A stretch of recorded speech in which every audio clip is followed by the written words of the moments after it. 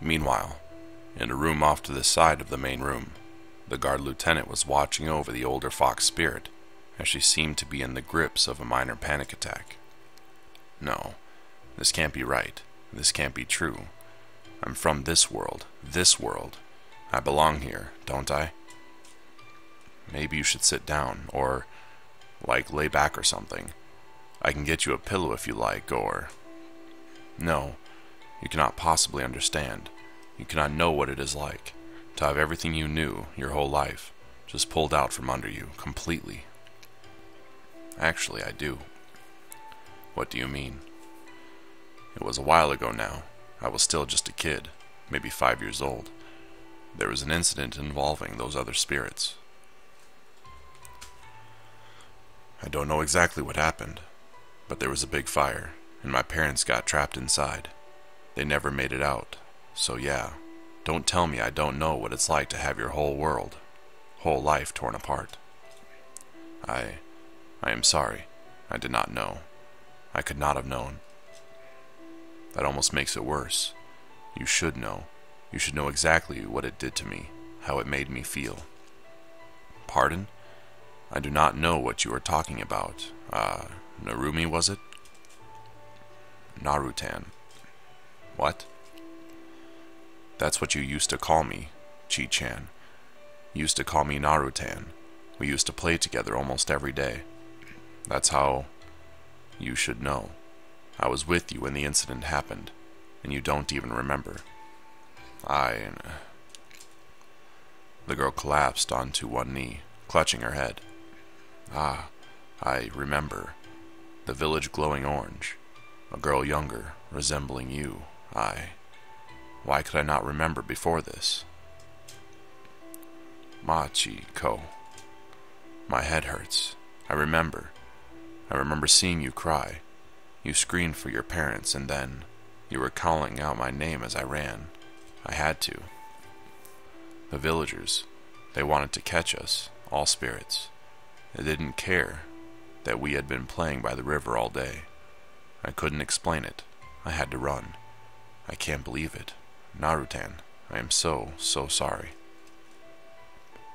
The fox spirit reached out for the guard, who pulled back instinctively. As she did, the pain seemed to disappear, and Machiko looked more relieved than anything. No, not yet. I can't just forget about all that. It isn't that easy. But you did stand up to that slime creature, the one you called Sakura. You risked your life for Mio, and for the village, and that's worth giving you a chance for. I can't promise a miracle, though, 'cause she's barely even listens to me, but I'll try to talk her down.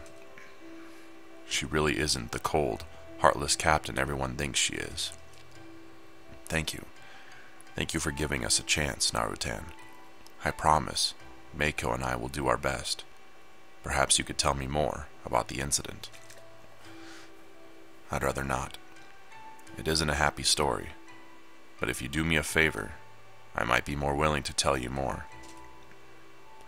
I want to get stronger. I couldn't do anything earlier today. I couldn't protect anyone. I don't have the brains for magic or anything like that. That Takahiro guy knows some pretty flashy moves. If you get him to teach me some, I'll tell you about what happened. Deal, Chi-chan? I'm not too sure. That seems a bit of an unfair deal on my part. Perhaps you could sweeten it for me, just a little. Always the charmer, huh? All right, how about this? I'll tell you something about when we were younger, like when we used to play together in the woods near the village. There's a little stream there that we used to fish in. Sometimes you would sneak into the village with me, and we'd play pranks on the shop owners, knocking on doors and running away. Silly kid stuff. You'd even show me your magic, your illusion abilities, but you said you didn't like doing it all that much, because it made Meiko cry. That's right. When Meiko saw me transform for the first time, she got so scared she ran away and nearly hurt herself. How could I possibly have forgotten that? Narutan, thank you for telling me that. I swear, I will get Takakun to help you. Thank you. The girl stepped forward once again. this time wrapping her arms around the surprised guard, who did not pull back. As the two women hugged each other tightly, the fox spirit began trembling. Hey, come now. We should probably get back to the others. They're probably wondering where we've gone. Forgive me for my absence. I must admit, I did not expect such revelations. Taka-kun, have you explained the situation? Yeah, I think they get it now, but it's probably going to take a while for the villagers to accept you. I do believe it will be in everyone's best interest to see the true nature of the fox spirits. While I can't promise that friendships will be forged today, let it be known that from now on, the fox spirits are welcome in our village, and will receive the same respect as any guest should. Thank you, Elder Sama. My sister and I are very grateful for your hospitality. However, the laws of this village shall apply to you three as well. Takahiro-kun, I believe it will be in your best interest to learn more about the village. Tsukino Dono, Narumi-chan, I leave him in your care. And try not to put him back in that cell, you two. You've got it, Oji-sama. We'll do our best. What about Meiko-chan and Machiko-san? I would like them to stay here for the time being. We need to discuss what to do, should the other spirits choose to return. Elder-sama, I would like to stay with you for that conversation. It is my duty to protect the village and those within it from any perceived danger. This includes you. I also believe it would serve me well to hear this firsthand. Of course, I expected nothing. Tsukino Dono, Narumi-chan, how about you take Takahiro-kun for a walk? I do not think that this a date, young man. You are going to need more than that show earlier to earn the right to date my granddaughter. The man laughed heartily as I blushed, smiling weakly. At least I wouldn't end up cuffed and brought to a jail cell this time. Maybe it would even turn out to be a pleasant experience. It didn't. Even the elements seemed to be working against the village today. Barely a minute into the walk, the skies let loose, and we were both soaked through within seconds. Letting out a yelp, Narumi grabbed my hand and pulled me toward the nearest shelter. Oh, ew. A rainfall this suddenly. That's just typical. Today just went from bad to worse. Hey, I thought it would take more than a bit of rain to douse your warrior spirit. Warrior spirit. Yeah, I really had that by the bucketful today, didn't I? You sound different from the last time we met. I was practically expecting you to shout, Ha! If you want to stop the great Narumi, you better up your act, Mother Nature. Send me a tsunami, an earthquake, or a tornado my way, and you might just stand a chance. Yeah, well, that was before I realized what a weak, cowardly person I am. It wouldn't take all that to stop me. I'm not that great. I'm just a girl who's trying to impress someone. It just takes a drizzle to stop me. I frowned for a moment, trying to think of how to respond. It looked like her inability to stop the slime girl from causing havoc had led Narumi to feel like she had failed somehow. It was then I recalled a certain scenario and decided to act. I swiftly grabbed a hold on Narumi's shoulder while my other arm wrapped around her own, almost as though I was about to comfort her. I had decided to use a judo technique, pretending to be the hero of some manga, preparing himself for a secret technique. I shouted proudly. What? Hey, stop! Tsurukomi Goshi. Having practiced judo since I was a kid, I easily spun the girl over my shoulder and onto her back in the rainy grass. My eyes were sharp as I looked down at her, repeating the words I remembered from a certain manga. If you let one loss break your spirit, you're not suited for the life of a warrior. The stronger the people around you, the more you should improve. That doesn't mean anything. You took me by surprise is all.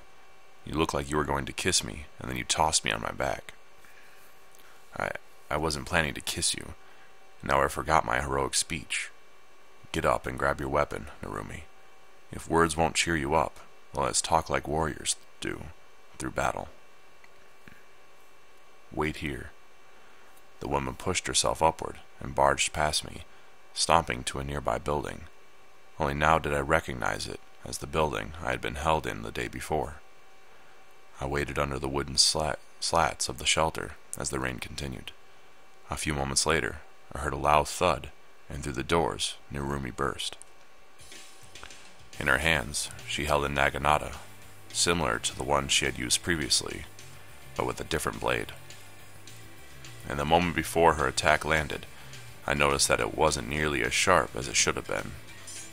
Hiya!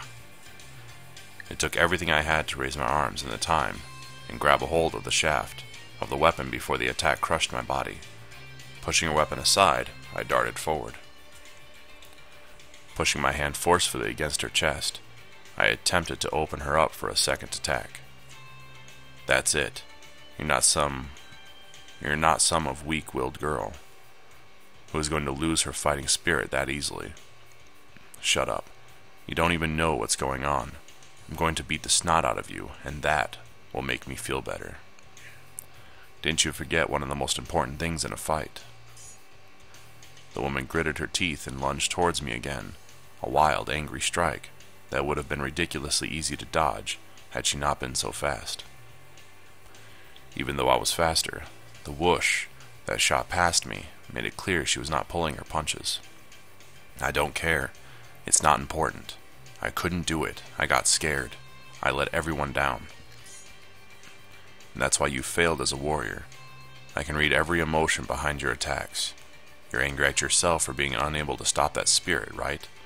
Disappointed at yourself for lacking the courage to face them. But you're not some lone hero who has to do everything by herself. I quickly pursed her naginata upwards, a quick slide of my body nearly knocking the weapon out of her hands. I quickly raised a hand to flick her forehead before stepping backwards. Did anyone tell you that you had to fight that spirit on your own? Did you forget that you have friends out there that would give their lives to help you? A hero who fights alone is a hero who dies early. It's why both you and the Sunadir tyrant weren't able to defeat the spirit. How? How am I supposed to fight by her side when she's so much better than I could ever hope to be? How can I stand against spirits when I am just a girl with a sharp stick? Mio lost her sword, but she never lost her resolve. I lost mine as soon as things became dangerous. I'm worthless. The woman snarled as her forehead was flicked, and she quickly lunged forward again, lashing out with her spare hand, aiming for my temple. I ducked, slid back, and narrowly dodged the swing of her naginata. I noticed a change in her stance, which seemed to allow closer range attack style. The only limits we have are those we impose upon ourselves. If she's better than you, you just need to keep improving. Even I have things I want to overcome. That's the thing about martial arts. Why haven't you tried talking to her about this? Because I can't. I can't talk to her. I just need to be strong. She does it without relying on anyone, without bending or yielding. I can't do it. I can't be like her. Is that really how it is? Maybe you just don't know what the source of her strength is. But in your case, it's just a matter of finding your resolve. Well, there's the problem. I don't have any. I'm just a dumb little girl who needs to be saved all the time. Come on, stop talking like that. Don't you have something you want to protect at all cost? Nothing at all. Not your family, your friends, your village. You just turn up for the paycheck and tell them thanks. You're right. There's nothing. I lost everything. The woman's next attack caught me by surprise. She flung her weapon towards me at full strength, hitting my arm and causing me to flinch. She turned away from me. She slipped on the wet grass. Before I had a chance to react, she scrambled to her feet and suddenly took off towards the forest. I chased the girl as fast as I could, barely able to keep up as she picked her way through the trees. She finally slowed down, coming to a stop at the edge of a small clearing. You're really fast. Why did you Run. Damn it. Why did you follow me? I didn't ask you to come. I don't want you here. Leave. I can't do that, Narumi-chan. A hero never abandons someone in need, and a master never lets his pupil down. What are you talking about? It's not important. Won't you at least tell me what has gotten you this worked up? I know you panicked back when the wind spirit attacked, when the wild spirit attacked, but I think most people would have. It's not something you need to feel ashamed of. No answer came from the girl, who kept her gaze lowered. Rolling my eyes, I turned to leave, but stopped when I noticed two small graves. They looked old but well maintained, sitting in the shade of a tree. Narumi.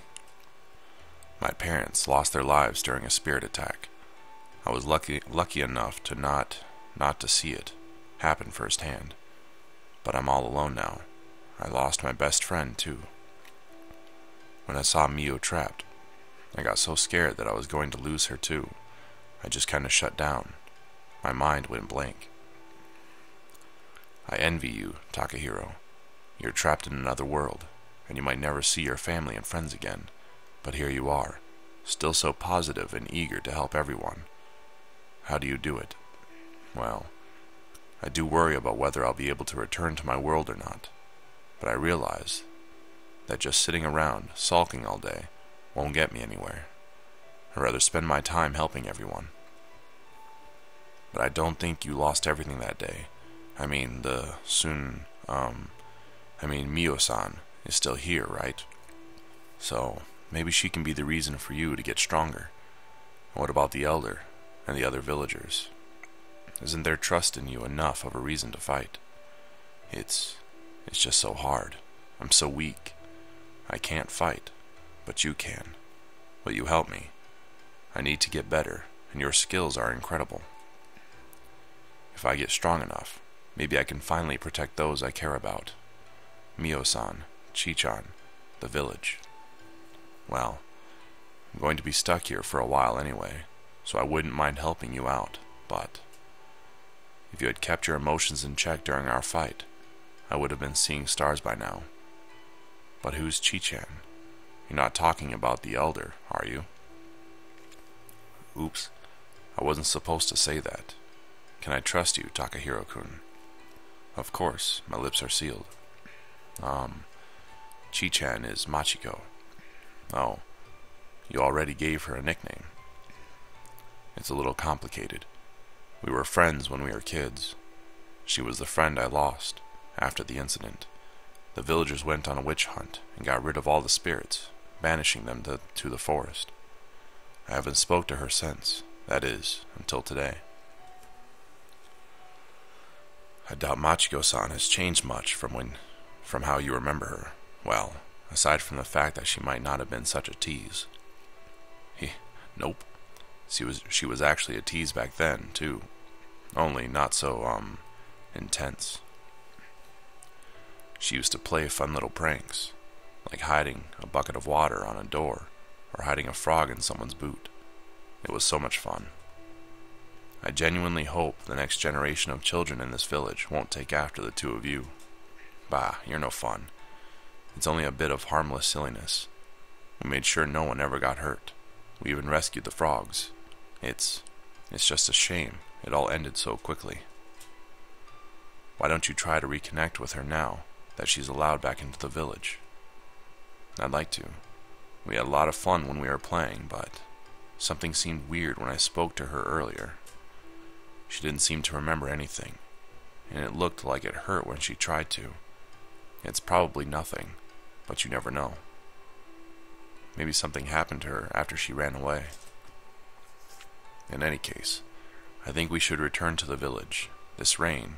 Oh, wait. The rain stopped. I didn't even notice. We should still get back, though. That and, I turned my gaze, my cheeks burning as I pointed at her chest. Your clothes are soaked. Ah, you're right. Ha, yeah. They're almost see-through. That's not something you should be amused about. Look who's talking. My body is fantastic, and it deserves to be shown off. I doubt your grandfather wants you showing it off to anyone at all, let alone a guy. Anyway, let's get back to the village before you catch a cold." The girl nodded. With one last look at the two graves, she turned and began to walk back to the village, with me following in her trail. We walked back to the village, exchanging idle chatter. I managed to establish that, while the girl was training her body well, she lacked discipline. She led me to an unfamiliar building on the outskirts of the village, and quickly unlocked the door. "Welcome to my humble abode. It doesn't look like much, but I keep it tidy. You can put on one of the Oji-sama's old robes if you want to, while your stuff dries." This used to be his place before he became the village elder. I never really got rid of all his things. He won't even notice you're wearing his stuff. You can change in there. I'll get into something else. Before we had a chance to get started, the sound of heavy footsteps could be heard from outside, and soon enough a young guardsman appeared at the door. "Akagi-san, there you are. We have been searching for you. Elder-sama wishes to see you right away." "Oh, of course, right away." The guard saluted, snapped around, and took off. Narumi closed the door behind him and walked back to a clean pile of clothes. Without warning, she began stripping off her clothes in front of me. My first reaction was to quickly cover my eyes with one of my hands. Narumi, however, didn't seem the least bit bothered by my presence. "Narumi-chan, what are you doing?" "What's the matter, Takahiro? Never seen a girl in her undies before. Oh, wait, you saw mine yesterday. Maybe you've just never seen them on a girl." "Actually, I've seen a lot of things in my life, but never a girl stripping. What would your grandfather say if he saw you?" I stuttered as I briefly visualized how Narumi would have looked without the underwear, but quickly cleared the thought from my mind. Well, he's not going to find out, is he? It's nothing. We need to hurry, right? So get changed already. It's a matter of decency. Aren't you embarrassed knowing there's a healthy guy in the same room as you? At this rate, this and that might happen, and we are going to be late either way. Not really. I don't mind if it's you, Takahiro-kun. I'm honored. I wouldn't mind any of my friends seeing me like this. Mio has seen me naked lots of times. That's not really the issue here, anyway. I quickly turned around, trying my best not to peek as she finished changing. "Tell me when you're done. This kind of stimulation isn't good for my mind." "If you'd quit your babbling, we'd be done already. Get your clothes off and the dry ones on." I suddenly felt hands grab my hips from behind, and without any other warning, my trousers were yanked down to my ankles. A firm kick to my rear followed, and I stumbled forward towards the wardrobe. "Now." "You didn't have to kick me." I sighed in frustration. I had been wrong. Whether it was the Tsunade tyrant, Narumi, Machiko, or Meiko, these girls had no common sense. It's not fair that only you get a show. Hey, keep your eyes to yourself. This isn't a peeping contest. Good thing, too. I'd have no chance of winning. Well, I admit your side certainly has the more interesting view. I mumbled as I snuck another peek at Narumi while putting on the old robes that I had found in the wardrobe. She seemed to have changed most of her clothes by now, replacing them with near identical dry ones. I wondered why she would have more than one set of the same clothes when it struck me. "You have a strange dress code here." "Huh? What dress code?" "These are my clothes." "Are you saying I dress strangely?" "No. They just look a lot like your other clothes. Then again, what do I know? There's not a lot of options when it comes to clothes here. In the cities, maybe. But here, you find something you look good in, and you stick to it. Some folks don't even have spare clothes, so I'm pretty lucky." I guess it would be for a tailor to find work in a small village like this. I'm guessing fabric isn't easy to come by either. Yeah, it's never been easy, but these days it's almost impossible to convince people to come here with the spirits around. People used to pay a visit to the shrine, but lately they haven't been coming. Makes sense. I don't think many would be willing to risk their lives peddling goods to some small village, knowing wild spirits might attack. Yeah, oh dang it. I'm going to need some help here, Takahiro-kun. Are you done yet? Yep, I just finished. What do you need help with? My wrap came loose. Can you pull it back and tighten it for me? I've never been able to get it right on my own. As she said that, she pulled her top up, presenting her back to me. You want me to do it? Feeling slightly embarrassed at the thought, I tried my best to keep my thoughts pure as I took a hold of the end of the wraps and helped pull them back, tying them into place. I quickly made sure they were neither too tight nor too loose. Come on, be a man. Just pull it tight and tie it. A little surprised at her reaction, I decided to do as she said and pulled it even tighter than I had previously, securing it with a sigh. This isn't good for my heart. There, that wasn't so hard. Come on, let's hurry. Oh, you look good, like a handsome young businessman. I look more like a monk than a businessman. Smiling weakly, I quickly followed Narumi, who was already in a hurry to leave the house. We dashed across the village to the elder's house, Narumi grabbing a weapon along the way. When we got there, we heard shouting and exchanged worried glances before pushing through the door. Halt, villain. Ah, oh my. Prepare your, Did we cross into a different dimension? Ah, haha. Stop it, stop it, stop it. Never. I'm going to vanquish you. The scene that lay before us was unlike anything I had ever seen. In one corner, Meiko was cuddling a large, empty bottle, sleeping and giggling to herself. At the back of the room, the village elder was hitting a large casket with a lock on it, while grumbling to himself. In the center of the room, Machiko lay pinned to the floor by Miu, who was tickling her mercilessly. Naru-chan, Naru-chan, help me with this. The chest is locked, and all the sake is trapped inside and suffocating. We need to rescue it immediately. Oh geez, they're drunk. Takahiro-kun, can you stop those two? This wasn't the battle I was expecting. I nodded my head in confirmation to Narubi's request, and I turned towards the two girls on the floor, trying to decide how best to deal with them.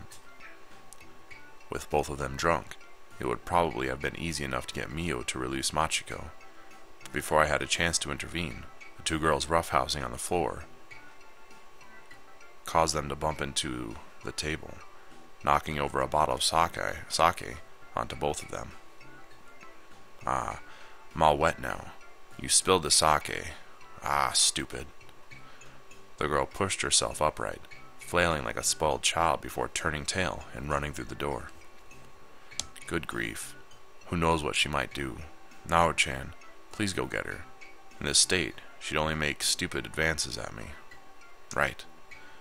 As Narumi ran off to retrieve the drunken fox girl, I was left to take care of the remaining few. Mio-san, you need to come with me. We need to get you into something clean. Hee, you just want to see me naked. What?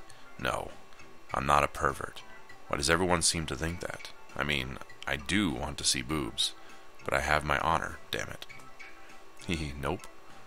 I'm not going to do anything you tell me to. I'll stay right here and swim in sake.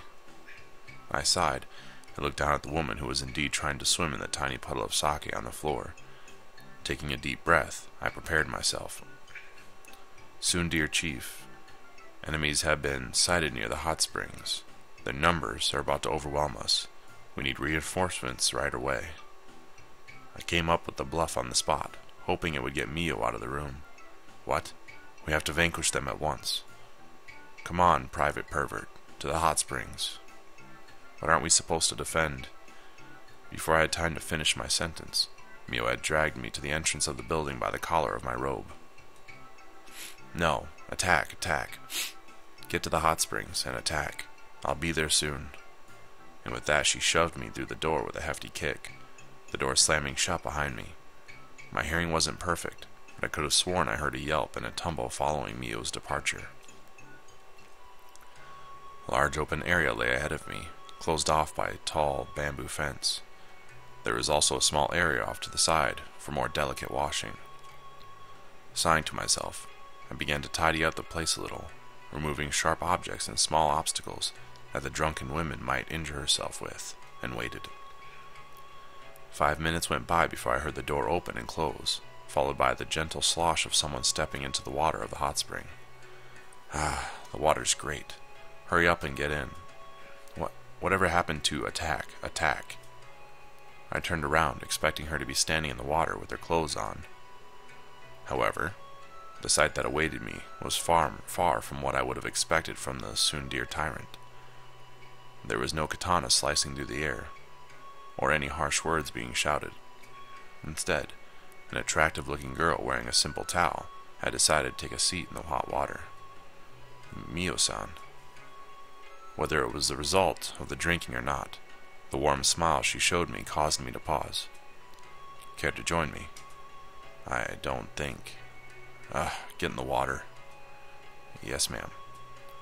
I quickly moved closer to the water, nearly slipping on the wet towels before I made my way in. I folded up my robe, but kept the towel I had found around my waist. Today's been pretty busy, huh? Though, the last thing I expected was for all of you to gulp down sake like a baby drinks its milk. The girl said nothing for a while, regarding me with a faint grin on her face. It made me nervous. I would almost rather have her shouting and angry. You don't slack off, do you? I can tell that you train a lot. Huh? Briefly caught by the guard at her comment, I quickly gathered my thoughts and nodded in return.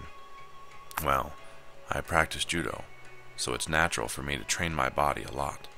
I'm sure the same could be said of you, Mio-san. I mean, you look, rather feminine, but I could tell you knew how to handle a sword. That shows diligence and talent, and above all, experience. You started young, didn't you? I did. She leaned back against the rock and let out a sigh.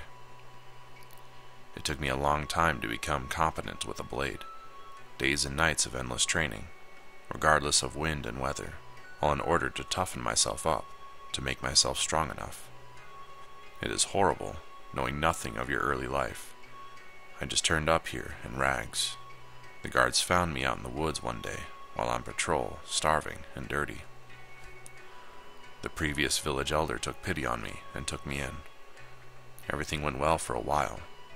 Narumi's family took me in, treated me like one of their own. Then, everything fell apart. Seeing the village that had taken me in, fed me, clothed me, given me shelter, suffering at the hands of spirits, I couldn't take it. As she spoke, she let out another sigh. It seemed the alcohol was making her a bit more talkative than usual, which wasn't a bad thing. I just hoped I wouldn't end up paying for it once she had sobered up. After that, I felt like I had to do something. I couldn't just sit by while everything fell apart around me. The village was devastated by the fires. On that day, I pleaded with the former chief of the guard to train me, to make me stronger. I wanted to protect the village, to protect Narumi at any cost. He eventually agreed, but told me that I would need to strengthen my resolve first. And that's why you became, you can say it, Sundir Tyrant. I don't know what Sundir means, but the tyrant part isn't far off. I didn't want to drive everyone away, least of all Narumi, but I had to, in order not to feel the pain of loss again. Spirits haven't been our only problem. Bandits, beasts, and the weather. The village needed protecting from all of it. It became a purpose, and it made me distance myself from everyone else. I guess that explains why you've been acting like that around Machiko and Meiko. That's right, although I am beginning to think that perhaps we can coexist. The fox spirits, at least. I suppose this has something to do with you, so, thank you. You're welcome. It's not like I did much. I mean it, truly. You and the sisters.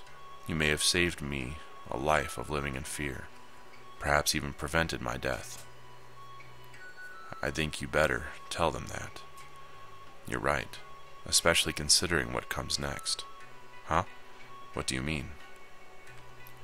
The girl's words were becoming incoherent, muttering something about spirits in the village.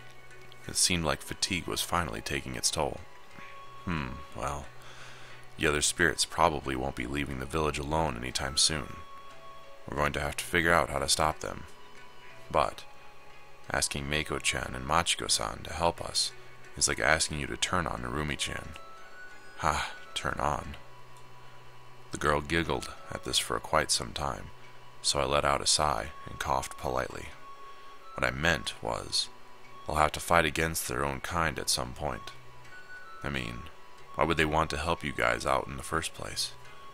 I think you and Narumi-chan will be the pieces we need to solve this puzzle. And we better figure out what to do soon. I doubt those spirits will hold back next time. You sound like it's some kind of game. That's not nice. As she said this, the girl slid further down into the water.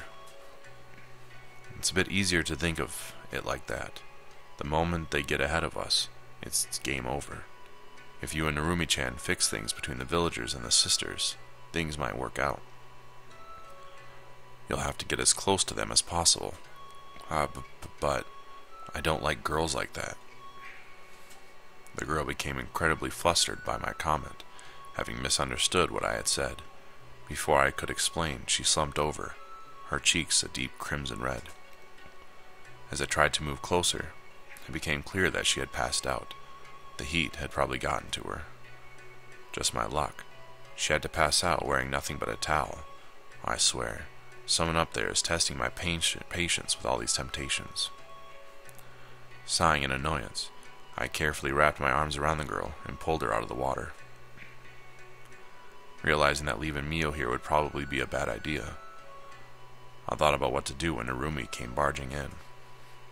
Takahiro-kun, heard you were in here. I managed to... Whoa! What's going on here? It's not what you think. The great captain couldn't handle the heat. Could you take over here? Sure. That's what happened. I believe you, you stud. Come on, I'll take her. I'll make sure she gets a good night's rest. But if you did do stuff to her while she was drunk, she's going to kick your ass. I shall refrain from provoking her wrath. The last thing I need is a hungover samurai trying to turn me into a shish kebab. I motioned for Narumi to come over. You should get some rest too, Takahiro-kun, and make sure you keep an eye on Chi-chan. She's a little restless right now. Leave her to me. She'll be in good hands. And with those words, I left Narumi to take care of the passed-out captain. I quickly changed into the robes I had borrowed and made my way back into the main hall. As expected, I found Machiko curled up on the floor. Thankfully, it looked like she had made her way to Mako and was cuddled up next to her. The two girls looked adorable, and their cute mumblings only made it all the more enjoyable to watch. I considered waking them up so we could return to the mansion, but the sound of my name interrupted my train of thoughts. Walking out into the garden beyond the room, onto the wooden desk, I found the village elder sitting on the grass, looking up at the stars. Young man, are the stars here as beautiful in your world?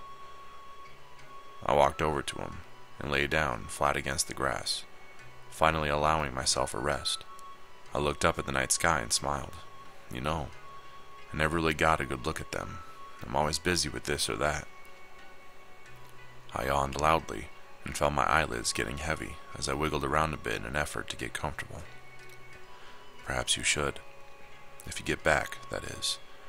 The previous elder once told me that all worlds shared the same sky. It sounded silly to me, but maybe there's something to it. I mean, it does look similar. Sparkly and black. Maybe he was right. The elder remained silent for a while. When he spoke again, I could barely make out what he said. Sleepiness taken over. Before long, I drifted off to sleep beneath that starry sky. How long do you think he's been out here? Must have been a while. His clothes are soaked with morning dew. As I drifted back into consciousness, I heard Narumi and Mio talking nearby. Their voices sounded hushed, as though they were far away. I briefly considered jumping up and scaring them, but my body was not going to let me. Maybe you should poke him. Hikage, there's no need for that. Takahiro-san, wake up, you lazy slob. I groaned as my eyes finally opened, the early rays of the rising sun making me raise a hand to conceal my eyes from the bright light. I was usually quite the morning person, but having fallen asleep under the starry sky, I wasn't exactly in familiar surroundings. The Valkyrie come to take me off to Valhalla. Hey, he's talking gibberish. Do you intend to lie around all morning, or do you plan on being useful? They're warrior angels, who come down from the heavens to pick the souls of the fallen warriors who have fought in heroic battles. Not that I plan on dying anytime soon. You are no warrior, and neither is Narumi. Did you become an even bigger idiot overnight? Ah. This is exactly why I need to train you both. None of you are warriors yet, but with my help, you will both become fine, noble warriors, capable of handling anything. I liked her more when she was drunk. It will be an honor to learn from you, Sensei. Yes, ma'am. Maybe Takahiro-kun could teach both of us some of his moves, hee. An excellent suggestion, Narumi. I believe he is a competent fighter, and learning more than simply how to use a weapon, but to fight without one too, would be a very convenient skill to have. However, work cannot begin like this. You need to get changed, eat, and wake up. Get to it. But the grass is kind of soft here, and the view is pretty nice. Yeah, but if we leave, these mountains will disappear.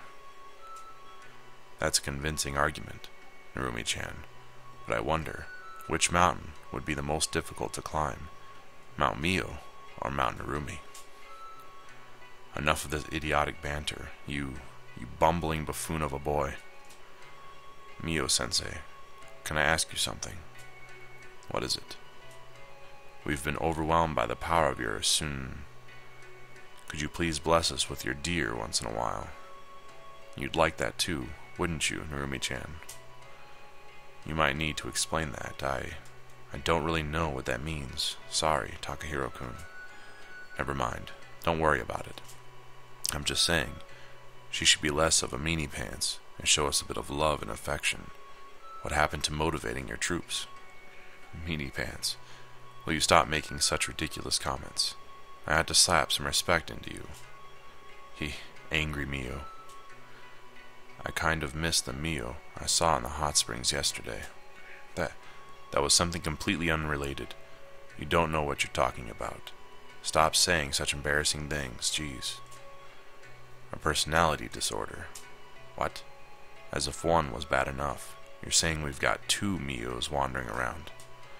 Just wait, Narumi-chan. Soon we'll have a whole army of Mios. Stop it, stop it. Shut up, both of you, right this instant. This is getting ridiculous. The girl, who was now blushing brightly, turned her back to me and stormed off with a huff, her arms crossed indignant. I guess I better get up before she decides to return and kick me into gear. Thanks for the wake-up call, Narumi-chan. After apologizing to Mio, explaining that it was merely a joke, the girl had decided that she wanted to train each of us personally. We both waited for Mio to show up for the first part of the program, which was to take place in the town square. It reminded me of a training camp at the dojo, although I had the feeling that this was about to turn out to be more fun. As we waited, I noticed that preparations were being made for what looked like a festival. I asked Narumi about it, and she told me that it was an annual celebration happening a few days from now. As we chatted, Mio turned up, sword in hand, and a faint smirk upon her face. Perfect. It seems like you're ready. If there is something every warrior needs, it's strength and discipline. With this in mind, let us start with running laps around the village. Oh no, not laps. That's all? Yes, and those who slack off will be punished. Now run." Without any warning, Mio drew her sword and pointed at the two of us. Cringing, Narumi tugged at my arm, making it clear that our teacher wasn't joking. "Let's get down to it, shall we?" "Oh no, she's enjoying this far too much. We will defeat those spirits." "Oh boy." "Quit your yapping and get to running, unless you're eager to feel the edge of my sword." Yeah, she's totally enjoying. Come on, Takahiro-kun, let's get going.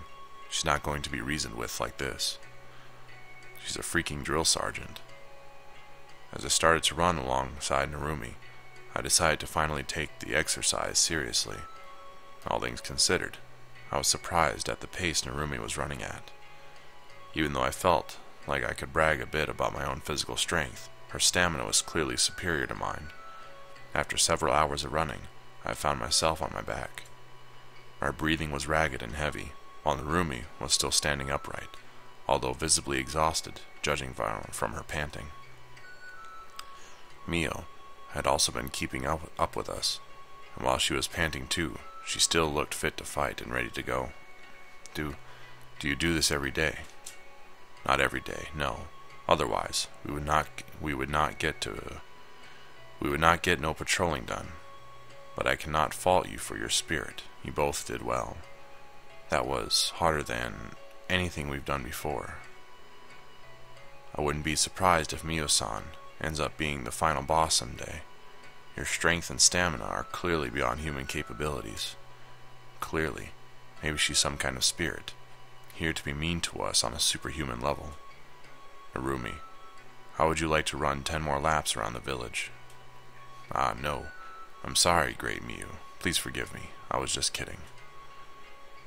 "You think we'll be allowed a break if we pray to the almighty guardian spirit of this village?" I eyed Mio as I attempted to hold back a smile, clapping my hands together in a prayer. Narumi giggled and followed my example. "O mighty Mio-sama, you who watch over this village, please bless us with a short break, and maybe a lot of money, and a beautiful wife, and... Okay, a break is fine. You two idiots want to break that badly? Fine, I have an idea. Elder-sama needs his baths cleaned. That ought to loosen you up for the next part of the training. You hear that, Narumi-chan? We get to play at the hot springs. Yay." Clapping my hands one final time, I took Narumi and Mio's hands by surprise and dragged the two girls toward the village elder's house. What are you doing? Let go of me, right this instant." "Mio-san, it won't do you any good to be serious like that all the time. Let's have some fun." The three of us quickly reached the hot springs and were soon preparing to begin our work. However, it didn't take long for the somewhat serious cleaning work to turn into a series of silly games, as I started chasing Narumi around with a soap-soaked sponge, shouting in a nefarious tone, "I'm the soap monster. Prepare to be washed, foolish warrior." "Ah, no. The evil soap spirit has appeared. Do not fear, citizens of Hot Spring Village. Yeah." The girl grabbed her mop and thrust it forward, brandishing it like Mio would have her katana. "I am the village protector, Sundirino Miu. I will vanquish all who oppose me. Will you two stop messing around? We have work to do. It's the dreadful Miu, nemesis of all spirits. Today is the day you fall." "Never. I will defend this place until my last breath. Ha!" Brandishing her mop in a candid fashion, she clearly didn't mean to do any real harm. Using my sponges, I batted away with ease. "Then today shall be your last. I told you to knock it off." I laughed menacingly when a playful push from Narumi caught me off guard. I staggered backwards, my foot slipping on a bar of soap. With a startled yelp of surprise, I felt myself topple over backwards, bumping into Miu. I lost my balance completely. I let go of the sponge, sending it flying toward Narumi, who caught it on the face. I moved forward to apologize to the woman, when from behind me I heard a yelp and a loud splash. Uh-oh. I don't want to look, do I? As I slowly turned around, my fears seemed to have been confirmed. Pulling herself from the water was Miu, soaked from head to toe. The anger that radiated off her made her look like the devil himself. "You two." I'm sorry. I'm sorry. I'm sorry. I'm sorry. I'm sorry. I'm sorry. It was Takahiro-kun's fault. He started it. Traitor. You can't blame me for. My eyes caught sight of Mio's clothes, which I finally noticed had turned see-through. I bet he did it so he could see you soaking wet like last night. That wasn't part of the plan. What plan? He's joking. It was just a joke. Seriously, Takahiro-kun and I were just playing around. It was an accident. Please forgive us. Yeah, you should forgive us. We were just having a bit of fun. We didn't mean to have it turn out like this. He's right. I told you both not to play around. I told you both to keep working. Akage, I will deal with you later. Leave. Takahiro, you need to be punished now. What? That's not fair. It was an accident. It was an honor to have fought alongside you, Narumi-chan. My will has not yet been written, but I leave all of my belongings to anyone who wants it. I am not leaving. If you're going to punish him, punish me too. Besides, I bet you're only doing this because you want to spend more time with him. What? That's ridiculous. Whatever gave you that idea? I don't even like him. Besides, you're the one spending too much time with him. Hold on. What are you talking about? Ha, you admit it. You're jealous because I spend more time with him than you. Busted. That's completely nonsense. I want to spar with him. Shut up, Narumi. Takahiro, prepare yourself. We are going to spar right now, without Narumi and her big butt interrupting us. Hey, now I know you're jealous. My figure is divine. Spar, right here, right now. But you're soaked.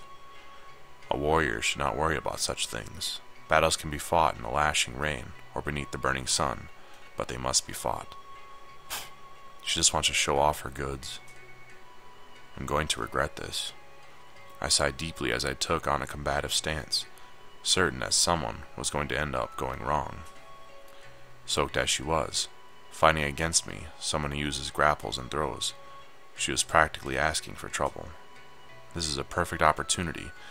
Sometimes your greatest strength can become your own worst enemy. Get in here, Takahiro. We will spar like this, knee-deep in water. This will be a fine test of your skills. The girl made her way to the edge of the water and grabbed a discarded mop. It took a lot of willpower not to glance at her soaked figure as her clothes clung to her body. I eventually made it into the water, taking a defensive stance as she moved back towards the center of the pool. Narumi, if you interfere, I will inform Elder Sama of the fate of his dearly beloved old teddy bear, the one you used as a la. No one has to hear anything. Fine. I'll stay put. You need someone to haul your body from the water once Takahiro-kun's done with you anyway. Isn't that blackmail? Oh, it is blackmail, all right. Now, prepare yourself.